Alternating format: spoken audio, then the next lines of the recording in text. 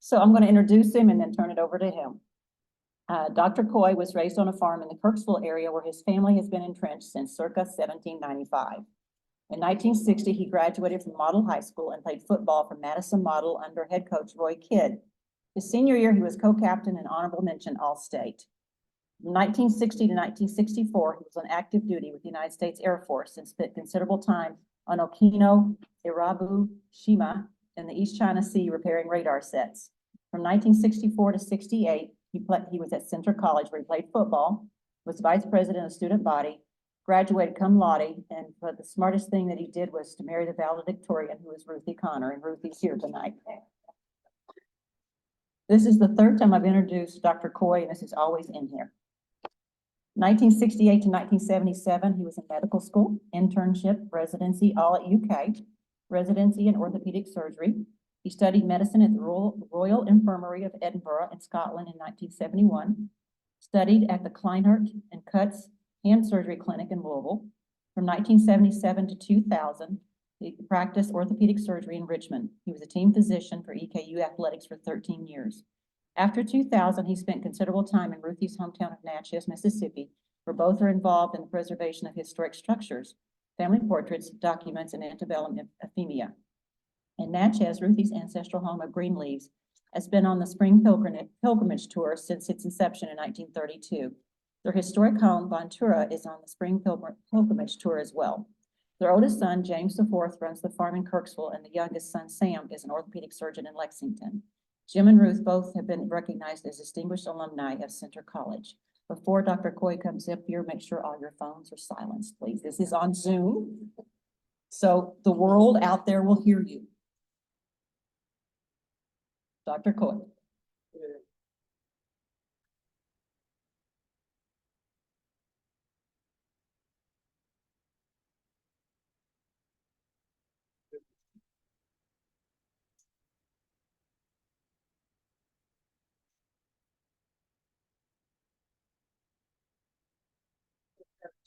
Say hello to my teammates there. So.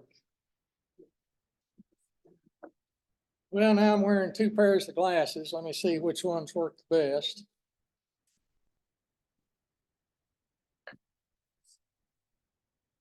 Well, can everybody hear me okay? Okay. Once again, I realize this subject does not have wide appeal unless you were a player or maybe know some of these folks. But it is a story about the youth of Madison County. So I hope that you enjoy my attempt to restore fond, fading memories of the beauty of that youth. Allow me to digress just a bit in honor of Coach Kidd, who, as you know, is no longer with us. I'm glad for those of you that were here for my presentation last year about Coach Kidd's outstanding Corbin High School athletic career. I'm sorry, it was 2 years ago. And after that presentation, you got to hear him reminisce about his early life. And you may remember him saying, "I wish I'd been a better student, but all I ever wanted to do was coach." And coach he did. In early August of 1956, the principal of Madison High School, A.L. Lassiter, called the lifeguard at Richmond Madison Country Club and asked if he would like to be the head football coach of the Madison Model football team. The lifeguard quickly responded, yes. His name was Roy Kidd. He was 24 years old. From that day on, his name was Coach Roy Kidd. When Coach Kidd arrived at the Richmond Madison facilities, equipment was terribly substandard. There were really only about 14 players capable of playing varsity level football. The team was so small in numbers that full line scrimmages were not possible. 1956 also was the first year that Madison became integrated, and junior Sam Chambers would become the first black to play and start for a Madison Model football team. Sam would become the starting center. In that first year, Madison Model started 9 seniors, 2 juniors, the juniors being Sam Chambers and Wayne Bowling. Coach Kidd's small in numbers but big in heart team put together an amazing season, undefeated and untied during a 9-0 regular season. And amazingly, they never trailed an opponent in scoring. The CKC champions, for the first time in 31 years, defeated a number 7 ranked Danville team for the first time since 1925. Produced the CKC leading scorer in Johnny Green, 104 points. Produced the second leading scorer in Alan Hughes, 103 points. 3 teams that year, Cynthiana, Frankfort, and Lancaster, all tied for second place in the CKC race. Each of those teams lost just 1 game, and each game that they lost was to the Madison Model Royal Purples. Indeed, Coach Kidd's first football team is a team worth remembering, and this Saturday, day after tomorrow, this team will be inducted into the Madison County Sports Hall of Fame. Last May, I showed this picture of the starters on that 1956 team, with the names in white being those players that have passed away. And last September the 12th, 2023, Coach Roy Kidd joined those deceased players. Coach Kidd's funeral was held the following Monday, September the 18th, on EKU's campus. Of the 5 surviving starters of the boys of 1956, quarterback Jimmy Hinkle, tackle Wayne Bolin, and end Ralph Aspel were able to attend. Unable to attend was tackle Cecil Curry, who was taking care of his wife Ann, who was quite ill at the time. And end Fred Crump had a previous commitment that Coach Kidd would not have wanted him to miss. Immediately after Coach Kidd's funeral, I met Jimmy Hinkle, Wayne Bolin, and Ralph Aspel at a place they just had to return to on that day, the place where the very first day this fabulous, inspiring story of the Roy Kidd coaching era began, the Madison Model Football Practice Field, where they wanted to pay respect to the man who spent his entire adult life coaching football and coaching about life, shown in this image here in the middle, making a point with his young players kneeled around him. Well, I got them to line up in their old positions, Jimmy Hinkle at quarterback, Wayne Bolin at left tackle, Ralph Aspel at left end. And here they are. That's as far down as they could get in their 3-point stance. Now, we recorded a little bit here, and it's not very good. So everybody be quiet. Maybe you'll hear kind of what we're saying, because we just held up an iPhone. All this was done just on the spur of the moment, the day of right after Coach Kidd's funeral. So here, I wanted to help them run a play. So let's see what happens.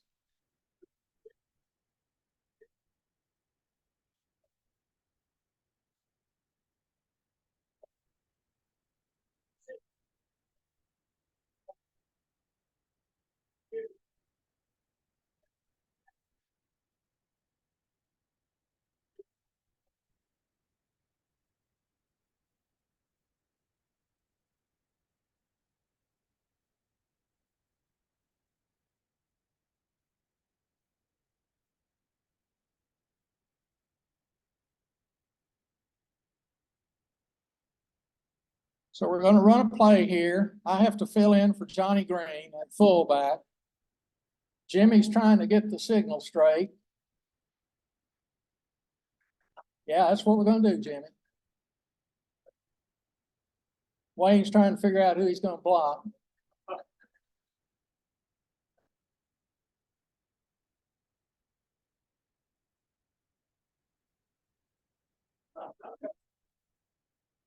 And that's about as fast as I ever ran.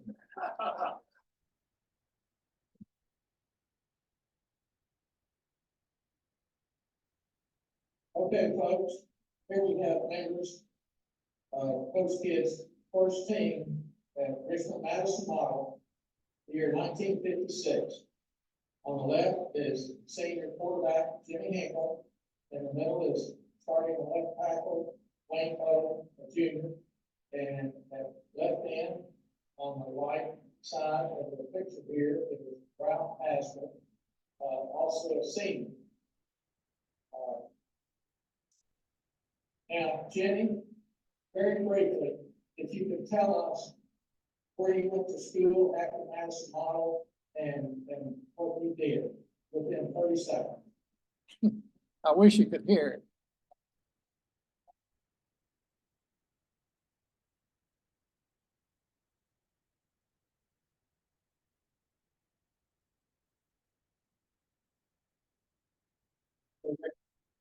Tell you what, folks, Madison Model has some great quarterbacks. We have 3 quarterbacks. Jimmy Hinkle for the first year, his senior year, and then Gary Wood came on in for 2 years, and Kyle Todd for 3 years. They were all super quarterbacks. What tackle Wayne Bowen? Wayne, what did you do after graduating?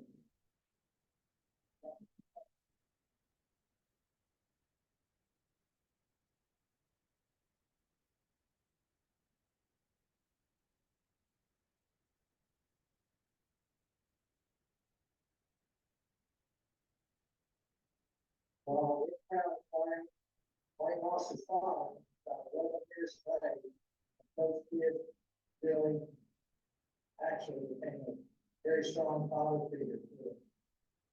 And Ralph, tell us about your career after you graduated from this class.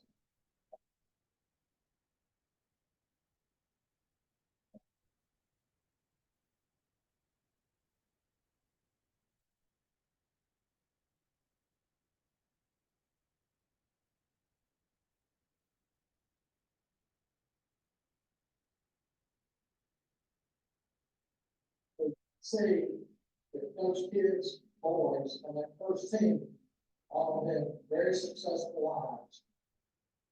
But they give a great credit to the Coach Kid heading in the right direction. We still have 2 surviving members of that first team who are unable to be here today. Right in Fred Crump and right tackle Cecil Curry. These guys set the standard of what was expected. The things that played in the Royal Kid for the years to come, and we're very proud of them. Good job, boys. I want to mention, since my last talk last May, we've lost 2 more outstanding Madison Model football players prior to the Roy Kidd era, Johnny Coy and Cecil Dunn. Cecil attended that talk I gave last May, and it was great to see him again. Remember that 1956 team ended that season with a loss to Paintsville in the Big Sandy Bowl, as J.I. Isbell and Johnny Green played with significant injuries, and Allen Hughes was too injured to even play. Once again, this team's only weakness was depth. There was a young 15-year-old kid out of the mountains of eastern Kentucky who attended that Big Sandy Bowl game. After the game, he got his cousin to take him to the motel where Coach Kidd was staying after the game in Paintsville. He knocked on the door, Coach Kidd opened the door, and the young 15-year-old said, "Coach, I want to be your quarterback next year." Coach Kidd asked, "What's your name, son?"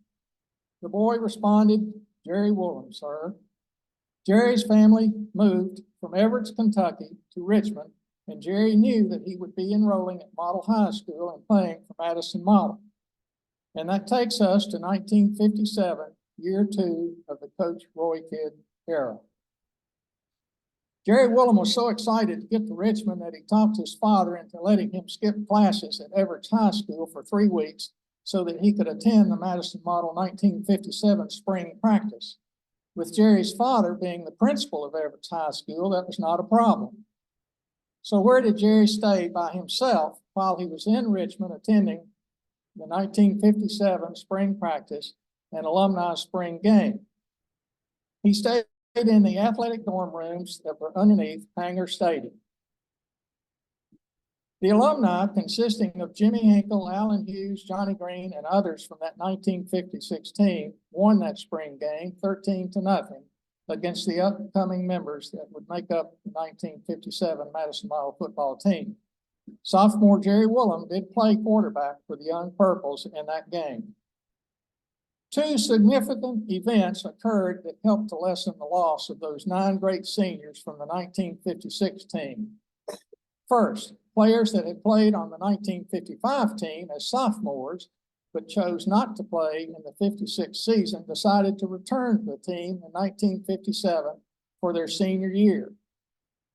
Billy Petit, Alan McCracken, and Eddie Clotty. Secondly, two-year letterman from Everett High School in Harlan County, Jerry Willem, transferred to the Model High School junior class and became the Purple's quarterback. Also, a little more depth was available in 57. Linemen had juniors Gordon Adams, Marvin Taylor, Walt Young, Johnny Bottoms, Frank Hicks, and sophomore Robert Walker. Running backs had juniors Billy Lee, J.C. Long, Charlie Nolan, Jim Coy. Of course, I've listed these in order of descending importance. Backup quarterbacks were juniors Danny Presnell and Billy Blunt. By being in the same class with Jerry Willem, neither would be able to break into the starting lineup, but Presnell, who was the son of Eastern's football head coach Glenn Presnell, provided excellent extra point and kickoff duties for 3 years. Another important addition in 57 was assistant coach Jerry Boyd, who had played with Roy Kidd at Eastern. This was a solid starting lineup with 6 seniors, Billy Petit, Orville Abner, Alan McCracken, Eddie Clotty, with returning veterans Sam Chambers and Wayne Boland, and 5 juniors, Jerry Walker, Jerry Willem, Pearl Cowan, Shirley Smith, and Richard Elam. Junior Jerry Willem at quarterback and junior end Jerry Walker would prove to be a productive passing combination for this 1957 season and 58 season as well. Returning starters on that terrific 1956 CKC championship team, Sam Chambers and Wayne Boland, were chosen to be team captains for the 1957 team.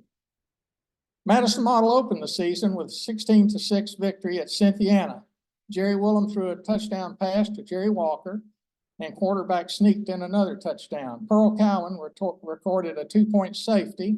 Halfback Billy Petit gained 124 yards on 18 carries, almost 7 yards per carry. In the second game, the Purples fought a tough Frankfort team to a 6-6 tie. The Frankfort Panthers had a good, tough team. I want you to note that the same group of cheerleaders from 56 were also in 57. Madison Model then defeated Mount Sterling 19-0 and Joe Orr's Irvin Golden Eagles 34-0. It should be noted that junior halfback Charlie Nolan had a nifty 84-yard touchdown run in the Irvin game. Next on the schedule was the Madison Model nemesis and the team that Coach Kidd took pleasure in beating more than any other team, the Danville Admirals. Remember, the year before, in 1956, the Purples defeated Danville for the first time in 31 years. Madison Model and Danville both had solid teams. Both teams were well coached, as evidenced by the unusual fact that neither team drew a penalty during the entire game. Going into the fourth quarter, the score was tied 7-7. Madison Model had scored on a 9-yard touchdown pass thrown from Jerry to his end, Gordon Adams. Gordon caught the pass, but lost a tooth on the play. On the first play of the fourth quarter, Jerry fired a 30-yard touchdown pass to right halfback Billy Petit. Presnell's extra point kick failed, but Madison Model was ahead 13-7. Danville took the ensuing kickoff and marched down the field, scoring a touchdown and an extra point to take the lead at 14-13. Are y'all having fun?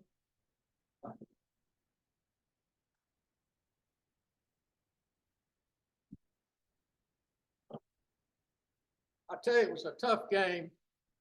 Little J.C. Long broke his arm in the game, and he tried desperately to come to this and to the event Saturday, and his wife fell and broke her hip just about 5 days ago, and he called and said, "Jim, I can't make it." But J.C. was a tough little player. Danville kicks off to Madison Model, and Willem starts moving the team down the field. Then Danville intercepts a Woolham pass and regains the ball with less than 4 minutes left in the game. The Madison model defense digs in and holds. Danville has to punt the ball back to Madison with less than 2 minutes left. Once again, Jerry Woolham starts moving his team downfield, and they get the ball to around Danville's 35-yard line. 15 seconds are left on the clock. No time to huddle and call a play. Woolham yells to his line to block and hold them out. He barks to Petit, "Billy, go to the end zone. I'm throwing it." Well, the seconds start ticking off. 12, 11, 10. Sam Chambers snaps the ball to Woolham. 9, 8. Woolham has faded back near the 50-yard line. Sam Chambers, Wayne Boland, Shirley Smith are holding their blocks.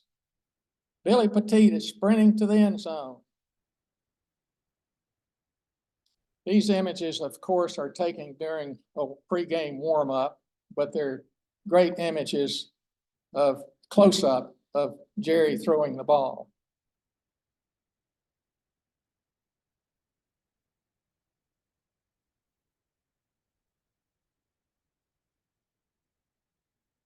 With a mighty heave, Jerry Woolham throws that ball 50 yards in the air. 7, 6, 5. 5 yards deep into the end zone. Bill Petit and a host of Danville defenders go up for the ball. Now, folks, I can't explain how it happened that chilly fall October night, but I can tell you what happened. With sheer grit, determination, pure athleticism by Woolham and Petit, and a never-give-up attitude by the entire team, instilled by Coach Roy Kidd, with 2 Danville defenders all over him, that ball ended up in Billy Petit's hands. Touchdown. Madison model wins. My gosh, in recounting the event, it seems like yesterday. I visited Billy at his home in around 2016 when he was quite ill, and we were talking about the great times we had playing for the Purples and Coach Kidd.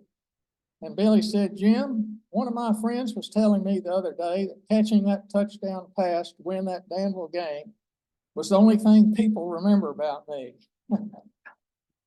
I said, "No, Billy, you remembered as a good person, a great teammate, and a damn good football player." Yes, absolutely. Yeah.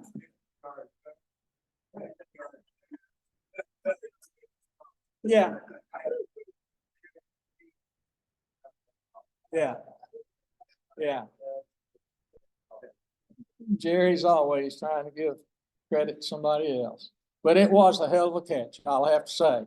He had to want the ball, and he got the ball. Madison model then defeated Lancaster 42-7. Anybody else that wants to elaborate on their play, just speak right up.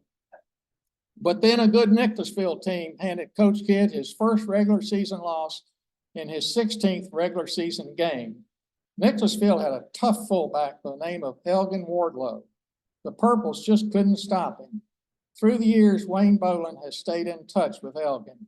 Is he still alive, Wayne? Yeah. Well, he was a hell of a running back.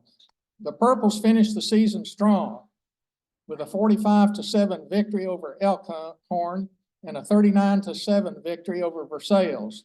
In each of those last 2 games, Jerry Walker would score 2 touchdowns in each game on terrific passes from Jerry Woolham. The last game of the 1957 season against Versailles, who was now coached by John Snowden, who had returned to coaching after retiring from the Richmond Madison model football coaching job. Madison model players that were sophomores in 1955 had played for Coach Snowden and were now seniors in this 57 game playing against him. Wayne Boland, Alan McCracken, Eddie Collotti, Billy Petit. As this newspaper article states, you can see the team was hard hit by flu. In fact, Danny Presnell was slated to start at quarterback for Jerry Woolham, and sophomore fullback Jim Coy was slated to start for senior fullback Orville Abner. However, on game day, Jim Coy had a fever of 102 degrees and was out. Madison model won that game 39-7 as Jerry Woolham did end up playing. A week later, Madison Model was to play in what was then the very prestigious Recreation Bowl in Mount Sterling, where it would face once again that good Frankfort Panther team that the Purples had battled to a 6-6 tie in the second game of the regular season. Now, I'm going to spend a little time on the Recreation Bowl history. In the 1950s, it was a big deal until they started having playoff games to determine the state champions. So bear with me here. The Recreation Bowl started in 1948, played annually in Mount Sterling, Kentucky. It is the first and thus oldest high school football bowl game in Kentucky. It chose solid, well-coached, winning teams to compete against one another. There was always a most valuable player named. 1948, notice Ray Correll played at Kentucky under Bear Bryant. 1949, John Wing, a terrific running back for Dayton, Kentucky High School in Campbell County. Remember John Wing, he was Roy Kidd's 1949 first team All-State backfield teammate in Roy's senior year of high school football at Corbin. The Shrine football game played on UK's Stoll Field Thanksgiving Day was a prestigious event back in Roy Kidd's high school days. And in 1949, Kidd's Corbin team lost to Wing's Dayton team 28-7. Roy Kidd stated that Dayton had a good team and John Wing was a tremendous running back. He later starred for Army at West Point. By the way, John Wooden, the famous UCLA basketball coach, started his coaching career at Little Dayton High School in 1932-33. Wooden's first Dayton team had a losing season. That was the last losing season he would have the remainder of his long and distinguished career. The Hughes brothers, Delmar and Laurel, both winning MVP awards, both outstanding quarterbacks for the University of Kentucky. In 1950, Prestonburg had a super team, and their football coach won the 1950 Kentucky High School Football Coach of the Year award. His name was Doc Farrell, and he had played football for Madison Model in the early 1940s and later was a 4-year football letterman for UK. You know, Doc Farrell had a nephew that turned out to be a pretty good football player himself, my dear friend and Purple teammate, Talbot Todd. Talbot was the Madison Model quarterback in 59, 60, and 61. Doc Farrell was an all-state tackle for Madison Model in 1943. His senior year of high school in basketball, he was all-district and all-regional as Madison Model finished third in the Sweet 16 tournament of 1944. Like his uncle, Talbot was a star football player for the University of Kentucky in 63, 64, and 65. Doc Farrell lettered as a freshman in 44 under Abe Kerwin, entered the military, and returned to UK and played football under Bear Bryant in 46, 47, and 48. This 1941 Madison football team that included Doc Farrell is standing next to my uncle, the quarterback, Wilson Bond. And I'll let you just peruse. You all will know some of those other players from 1941.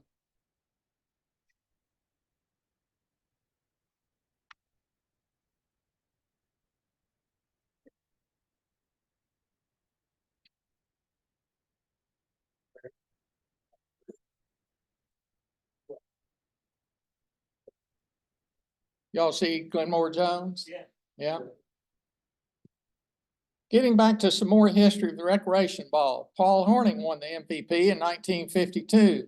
He, of course, was later an All-American and won the Heisman Trophy as the most outstanding college player while playing for Notre Dame, and of course was a Hall of Fame professional football player for the Green Bay Packers. The 1956 MVP, Ron Ziegler, was a tough running back for Dixie Heights. He would later serve as President Richard Nixon's press secretary. But here's my favorite, most valuable player story involving 1951 MVP John Hubel out of Bellevue High School. I once asked Alan Hughes how he ended up going to the Naval Academy, since he had started out at UK and played on Adolph Rupp's freshman basketball team in the 57-58 season. Well, in the spring of 1956, when Allen was a junior at Mountain Model High School, he had a student teacher, a practice teacher, who was an Eastern student by the name of Mitzi Muller.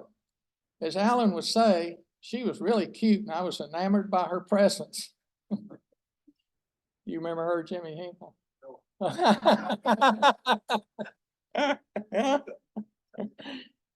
But alas, she was scheduled to be married to her handsome Bellevue High School sweetheart, who not only was attending West Point, but also a football star for Army at West Point. His name was Pat Ubel, and they did get married right after his graduation. Allen then thought maybe he should attend one of the military academies.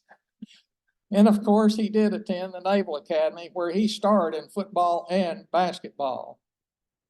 How did Pat Ubel end up going to West Point? Interesting story. Not long after Pat won the MVP award, he came home from school one day to find an assistant West Point Army football coach sitting in his living room, where he gave his recruiting pitch to young Pat. That coach's name was Vince Lombardi. Yes, Vince Lombardi was an assistant football coach at West Point, 1949 through 53, under head coach Earl Red Blake. In Pat's first game as the starting fullback against Navy in 1953, he scored all 3 of Army's touchdowns in a 20-7 win. He was a heck of a player. Here he is scoring that first touchdown. Now they'll hand him the ball, and you'll see him cut up through into the end zone.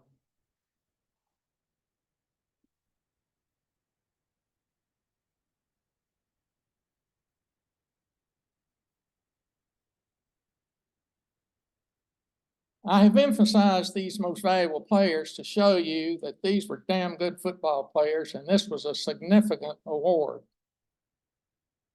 About 40 years ago, John Lovell retrieved and saved all of the celluloid football game films that he could find that were stuffed into boxes at the old Madison High School, where his older brother, Monty Joe, was head coach of the Purples team. John eventually got these stored at the EKU archives. Then in 2019, Coach Kidd allowed me to go into his garage attic, where I was able to collect more of the Kidd era high school football films. All of these films, including the ones that John Lovell saved, were then digitized to help preserve the old celluloid quality. Amateurish as they might be, they are priceless. All of these films that were recovered and digitized are now preserved by the EKU archives under the direction of Jackie Cooter.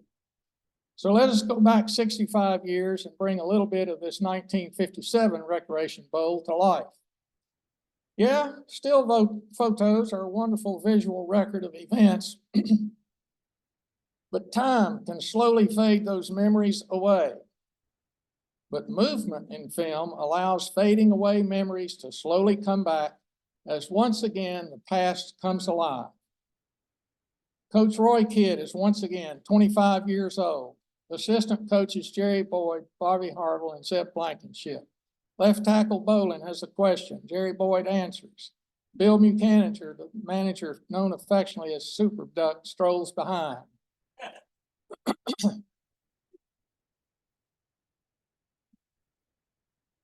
Jerry Walker, we'll get back to you in a minute, Jerry.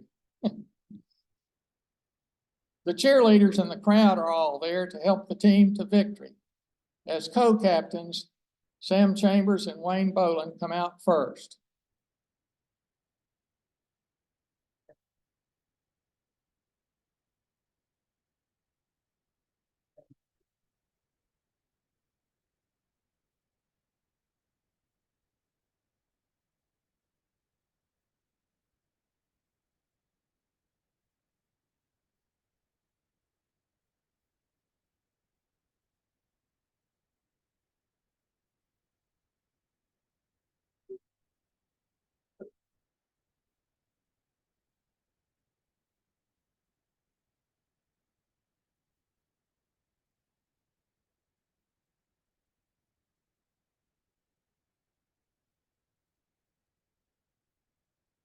The Madison model players go through their pregame warm-up drills. This lets us visually see some of these Madison model players up close with their helmets off. Now, This starts out very long. Jerry, your three-day warm-up, perfect. Not catching something. So the other team thinks.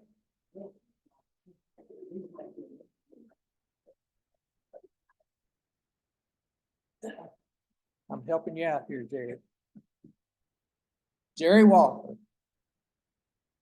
I tell you what, folks, he was a hell of a football player.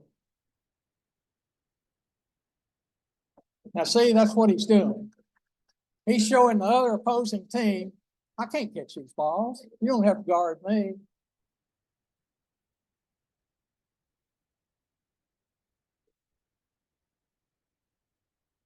These are wonderful, wonderful close-ups. It's very rare to have this. Jerry's just a junior here, folks. He looks like he's 13.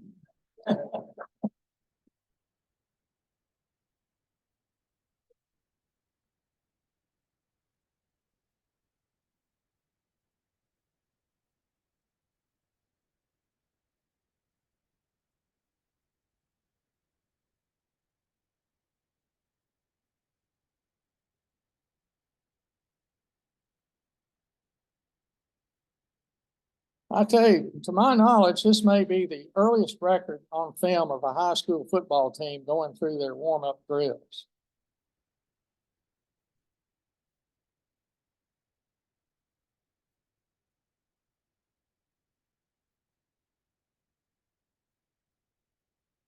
Oh, Richard Egan, hell of a guard.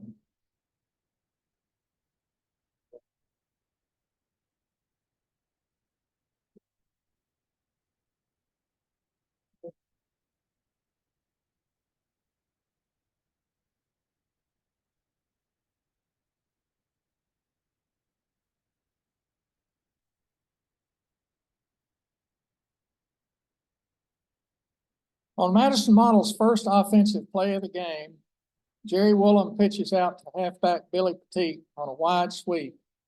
With good blocking, Billy does the rest. He almost falls. Good balance. You got to kick it up, Billy. Get in there, Billy. Get in there. He made it. Jerry Woolham gathers in a punt and breaks loose for a good game.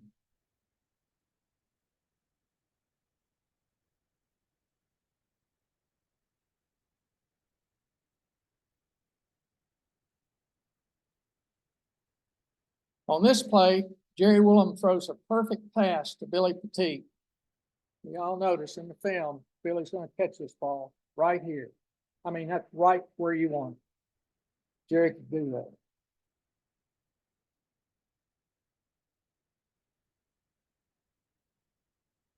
Right where you want it. Easy to catch them when they're thrown like that. On this play, Woolham fakes a run to the left, then turns and hits a wide open Jerry Walker with a touchdown pass. You see Coach Kidd set up this place by running the ball to the left on the previous play. And then we show the extra point where Billy Petit fails to get across the goal line, which you'll see Jerry Woolham jumping up and down, thinking, man, he got in there. All right, here's the pass to Jerry Walker. Wide open because of the previous run play to the left. And Jerry did catch the ball.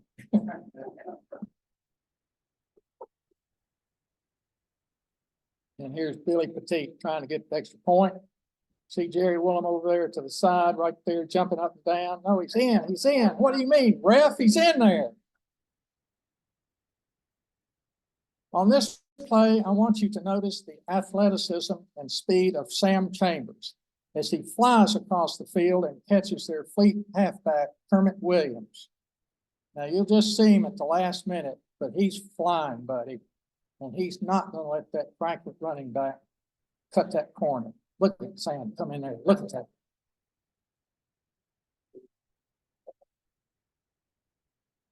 I'm going to show you that one more time because it happened so quick.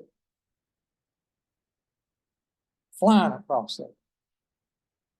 You gotta want it. You gotta want to get it, folks. You gotta want to be there. You gotta want it.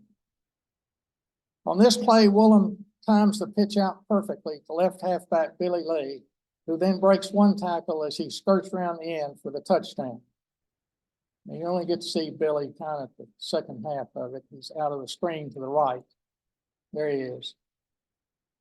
Breaks that tackle, goes in. Billy is a terrific running back. Now, this is a good example of the offensive line carrying out blocking assignments. Left tackle Wayne Bolin squares up on their defensive end. Left guard Richard Elam squares up to the defensive tackle and seals his man to the left. Sam Chambers and right guard Johnny Bottoms cross block to create the hole that Billy Petit will go through carrying the ball. The backs are all carrying out their fakes. This is called teamwork.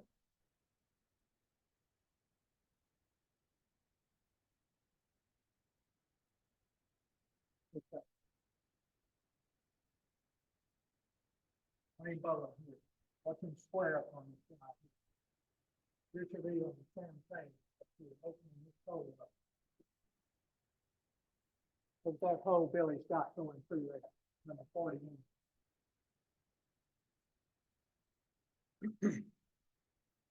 Folks, that's teamwork. Long, hard practices, repetition. Get it done, get it right. Madison Model defeated Frankfurt in the Recreation Bowl 19-6. An iconic picture of Wayne Bolin, Sam Chambers, and Jerry Woolham.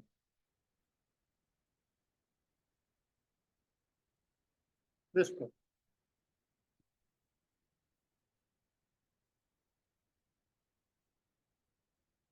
This is an inspiration to all of us young players.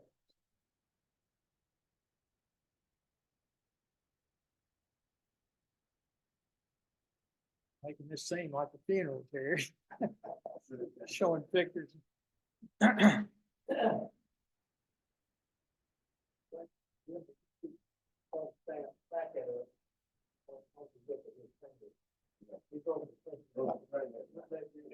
Go back to it. Go back.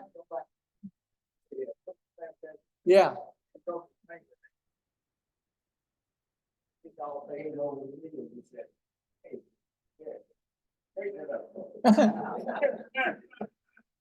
Put a little tape on it. I'm good.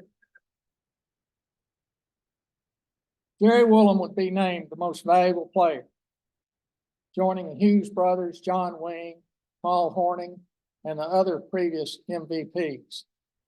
And Jerry was the first junior to win the award.